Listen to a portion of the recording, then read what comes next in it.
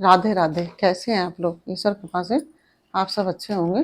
ईश्वर सबकी कृपा बनाए रखे, सबका कल्याण करें। आज हम बताने जा रहे हैं कार्तिक मास महात्म का तीसरा अध्याय, पानी की उत्पत्ति की कथा। वह इस प्रकार है। सत्यभामा बोली, अभी आप सभी काल में व्यापक और सभी काल आपके आगे समान है। फिर यह कार्तिक मास ही सब मासों में श्रेष्ठ क्यों है? सब तिथियों में एकादशी और सब मासों में कार्तिक मास को ही आप अपना प्रिय क्यों बतलाते हैं? इसका कारण बताइए। भगवान कृष्ण बोले, हे प्रिय, तुमने मुझसे बहुत ही अच्छी बात पूछी है।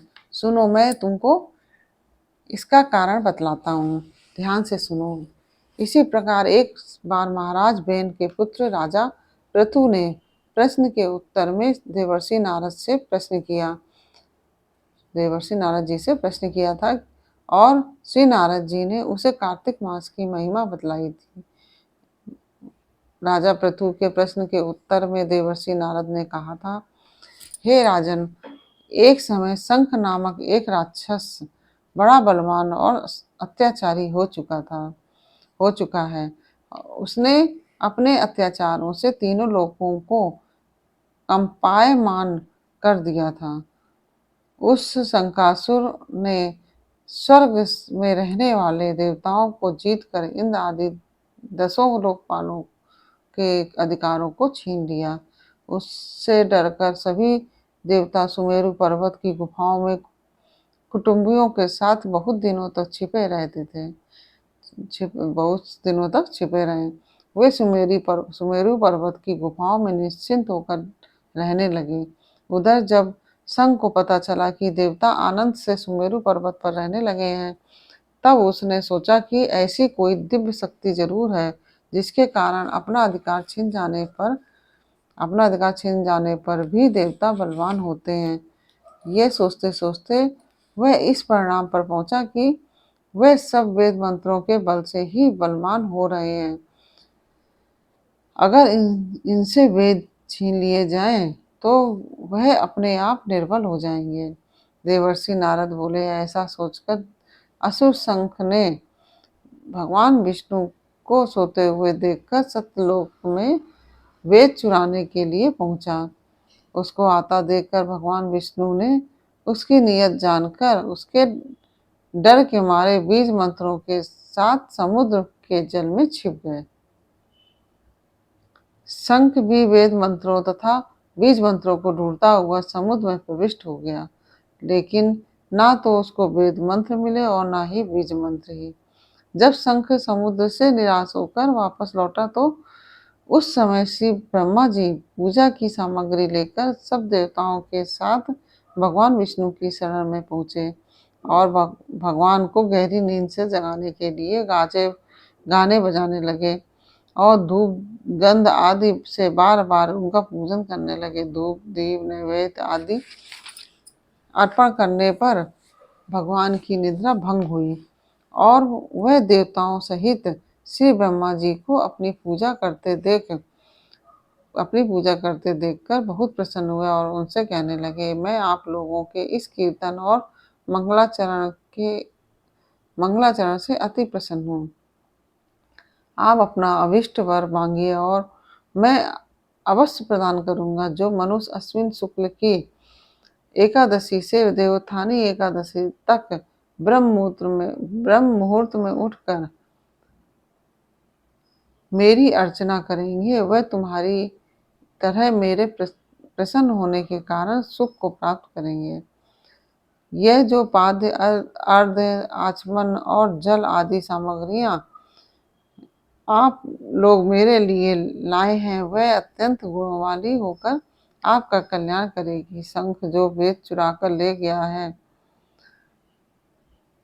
सबके सब समुद्र में ही हैं। मैं उस शंखासुर को मार कर ले आता हूँ। आज से बीज मंत्र और वेदों के साथ चारों वेद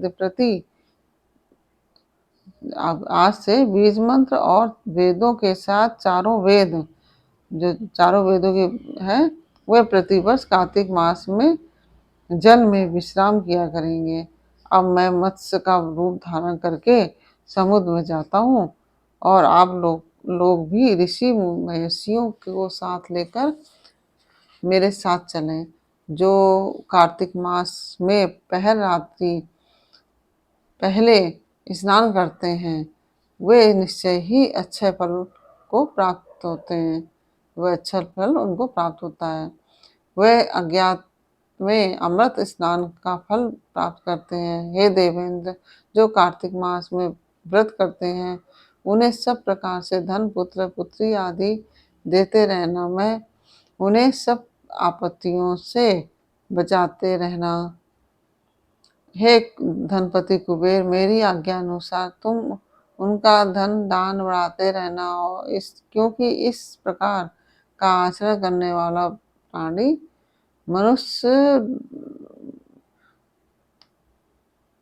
क्योंकि इस प्रकार का आचरण करने वाला प्राणी मेरा रूप धारण करके जीवन मुक्त हो जाता है। जन्म से लेकर मरण पर्यंत जिसने विधि पूर्वक यह उत्तम व्रत कर लिया है वह आप लोगों का भी पूजनीय है।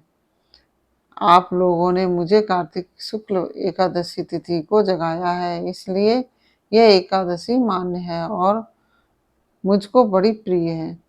हे देवताओं, यह दोनों व्रत नियम पूर्वक करने से प्राणी मेरे समीप पहुँचते हैं। इन व्रतों के करने से जो फल मिलता है वह अन्य व्रतों में नहीं मिलता, वह अन्य व्रतों से नहीं मिलता है। इसलिए हर मनुष्य को सुखी और निरोग रहने के लिए कार्तिक महात्म्य का और एकादशी कथा सुनते हुए उपर्युक्त नियमों का पालन करना चाहिए। इस प्रकार यह तीसरा अध्याय पूर्ण हुआ। आपको यह अध्याय कैसा लगा और यह हमें कमेंट बॉक्स में अवश्य बताइए और कमेंट में राधे राधे अवश्य लिखिए। और यदि आपको अच्छा लगा हो तो वीडियो को लाइक शेयर अवश्य कीजिए। और यदि आप हमारे चैनल पर नए आए हैं तो प्लीज़ सब्सक्राइब अवश्य कर लीजिए और बेल आइकन बटन भी दबा दीजिए, जिससे कि हमारे आने वाले सारे वीडियोस आपको प्राप्त हो सकें।